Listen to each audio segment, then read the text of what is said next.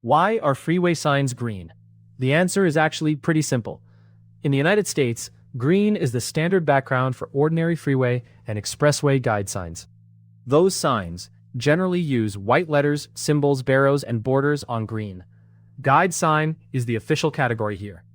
The Manual on Uniform Traffic Control Devices, or MUTCD, is the national standard for signs, signals, and pavement markings. Its job is to make the road environment uniform and predictable.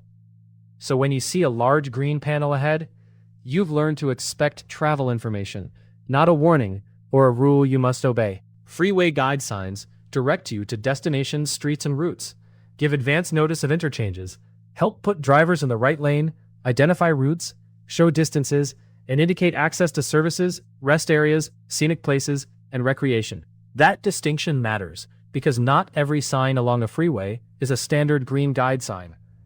The color is not just decoration.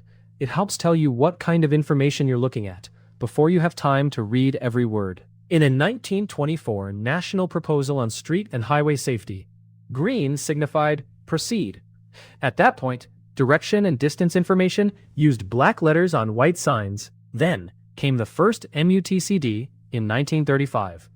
It organized signs into regulatory, warning, and guide categories. The 1948 edition expanded the manual's scope to include guide signs. The decisive change came in 1961. The MUTCD added a chapter for the new Interstate highway system and adopted white letters on green backgrounds for guide signs. The earlier association between green and proceed gives the color some historical continuity, but 1961 is when white on green became the guide sign convention for the new interstate system. At freeway speeds, a driver has limited time to notice a sign, read it, understand it, and act on it. The MUTCD says effective freeway signs need to be legible and comprehensible within that available viewing time. That is why the design emphasizes long viewing distance, large lettering, symbols and arrows, and short legends. A sign does not need to tell the whole story. It needs to give the driver the right information quickly enough to make the next decision. Night adds another layer. Guide sign letters, numbers, symbols, arrows, and borders must be retroreflective. If a guide sign is not independently illuminated, its background must be retroreflective too. Retroreflection returns headlamp light toward its source, which is useful when that source is your car. Overhead signs are a special case. Low-beam headlights can put relatively little light on a sign high above the road.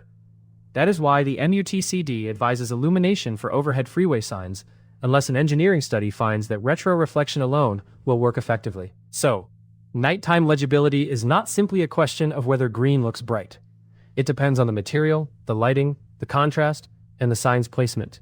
This is where a common explanation gets a little too neat. You may hear that freeway signs are green because green is conclusively the most visible, calming, or eye-friendly color for drivers. The official materials support something more careful. Green is a standardized directional guidance color, and it has a historical connection to proceed. They do not establish that green was selected because it is uniquely best for human vision in every driving condition. The practical performance comes from the complete sign system, not one supposedly magical color. Once you see road sign colors as a code, the exceptions make more sense. Blue is used for motorist service information. Brown is used for recreational and cultural interest area guidance. Orange marks temporary traffic control. Yellow is for warnings. Red for stop or prohibition, and white for regulation.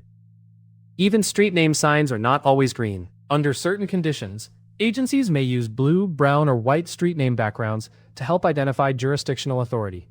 National Park Service roads offer another visible exception. Its informational, directional, guide, and service signs generally use white on brown, while specified interstate-related signs use white on green. So, a brown sign in a park is not evidence that freeway green is arbitrary. It is evidence that the system has separate, defined categories.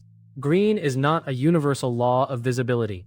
It is a rule people can learn quickly, and one that helps make the next exit, turn, or lane choice easier to understand.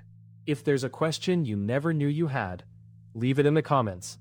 It might become the next enigma.